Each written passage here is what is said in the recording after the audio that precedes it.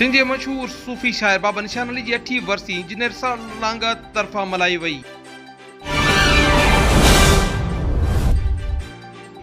ॾिसी रहिया Sindh press from news. मां आवां जो होस्ट यूसुफ रिंद।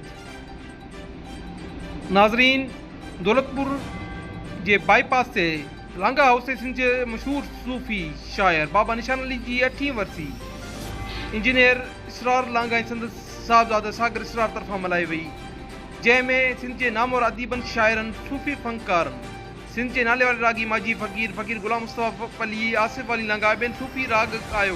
बाद में फ़क़ीरनि सुंग ॻाए ऐं समाज सुधारकनि, अदीबनि बाबा निशान अली जी मिज़ार ते हाज़िरी भरी चादर चाढ़ी।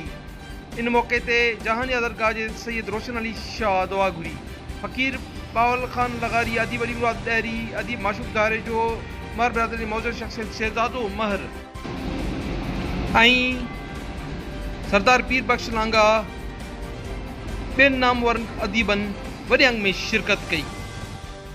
बैठा शुक्र ते सजदे देंदा हो किथा मांझी बेहद खून रवाते सै सै सफर टुरेंदा गए। इन्ही मौके ते सिंध जे मज़ाया फ़नकार फ़क़ीर गुलाम नबी भंड अछो कबूतर बि अचानक प्रोग्राम में शिरकत कई। असांजो उस्ताद बाहे ऐं अल्लाह जूं ॻाल्हियूं कनि था, असां वरी कंदा आहियूं मश्किरी कूड़ जो वेही हणा। पोइ ही हिसाबु पियो आहे।